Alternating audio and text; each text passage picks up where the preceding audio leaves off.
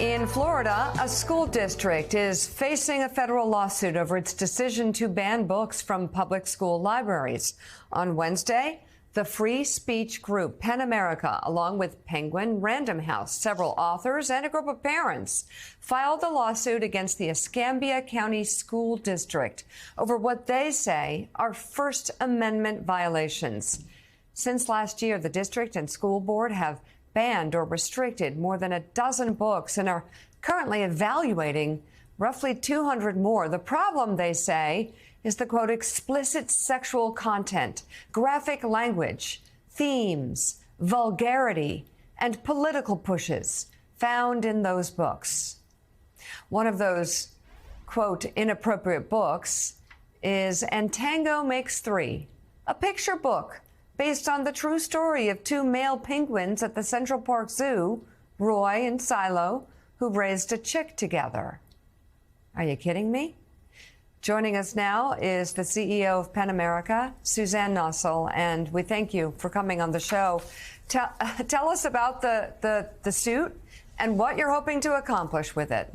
Sure. Thank you for having me. Look, this is outrageous. It's part of a pattern that we're seeing all across the country with school districts pulling books off shelves. Overwhelmingly, the books that are targeted are by and about authors of color, LGBTQ narratives. So it's quite apparent what this is about. It's an effort to erase certain segments of our population, to marginalize particular stories, to prevent kids from seeing themselves in the books that they find on the shelf.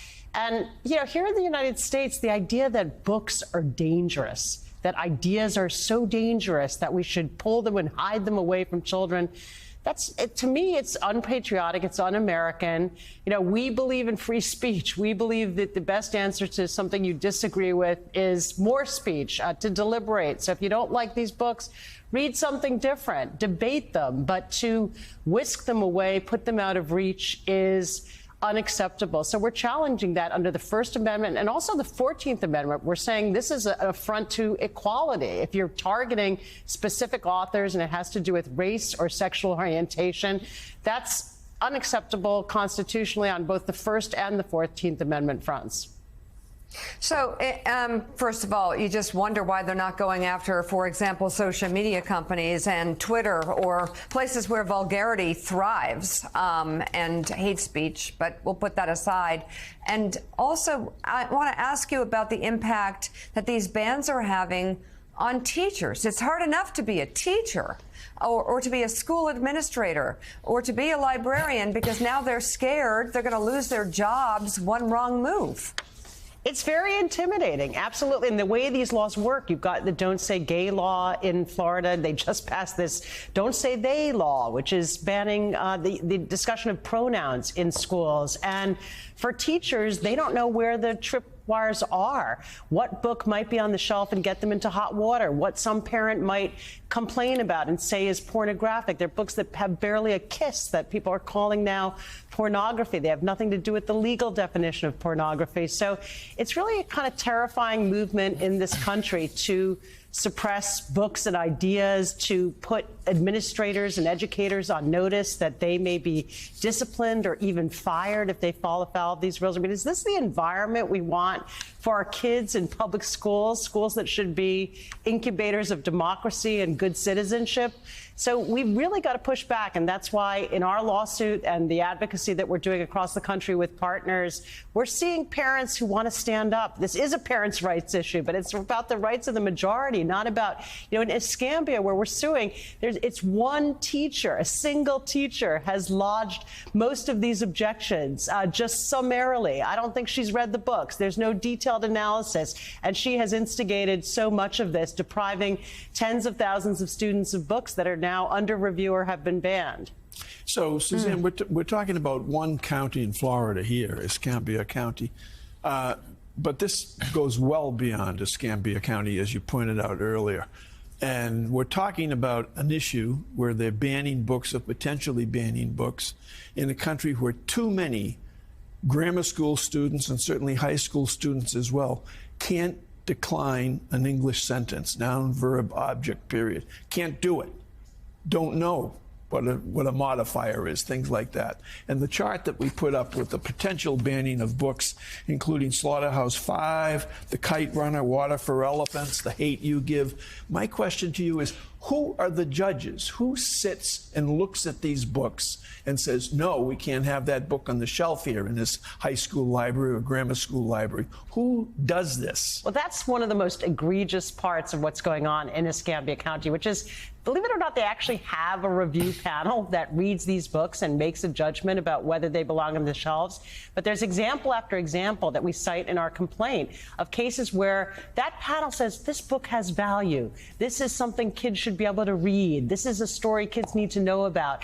And the school board overrides them. These are the people who read the books. These are the people who have the expertise, who've been empowered by the board and the community, and their decisions are just being cast aside in the name of rank politics and an ideological campaign to deprive children their right to read. So that's what's so stark here in terms of what's going on. Those who are actually reading the books are not being listened to.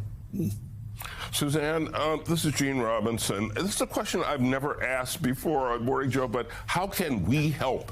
How can we, as journalists, as people who have not just a vested interest, but a deep commitment to the written word, to the free flow of ideas, to education, civic education in this country.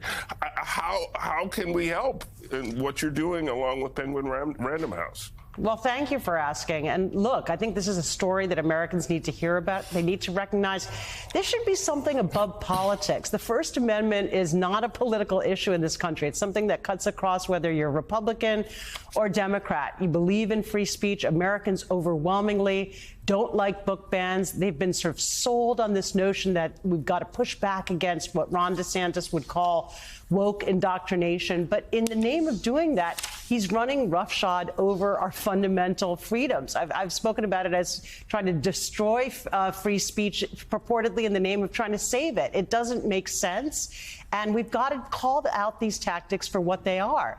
Talk about it, expose it, write about it, engage with readers across the political spectrum so that they stand up for their rights. All of our rights are at stake here. So, Suzanne, before you go, and we appreciate your coming on, the Literary Gala was last night, and you guys had a very special guest. Tell us about him. Well, it was quite remarkable. Salman Rushdie has been a very important part of Penn since the fatwa. Penn mobilized, rose to his side, advocated for him. Then when he finally was a free man again, he came to New York. He became president of our organization. He's stayed involved ever since. He founded a big festival called Penn World Voices that we do every year. It just wrapped up this weekend on Sunday. And so when he was attacked last summer, it was an absolute gut punch. It was terrifying to think that an authoritarian country could reach right here into the state of New York and launch a murderous attack. And he really fought for his life, and we didn't know whether and when we would see him again. And so to have him last night come up on stage, you talked a few minutes ago about profiles in courage. I mean, this is a profile in courage. So to see him stand up there alive and well, he's missing an eye, but not a beat. He was so forceful and talking about book bans and sort of saying, we fight for free speech all over the world. That's something that PEN America has always done, but that now the fight has come to our own doorstep, and we need to wage it with the kind of ferocity that we've brought to freeing writers all over the world who are in prison. And so it really galvanized us for what we're in the middle of and reminded us of ultimately what we're fighting for, the freedom to write, the freedom to read, the freedom to speak. Without those, we wouldn't be the country that that he found refuge in and that we all value so deeply. So it was a really inspiring night, and we were just so delighted to be able to welcome him back to the family and the party. CEO of PEN America, Suzanne Nossel, thank you very much for coming on the show this morning. We appreciate it. Thanks so much.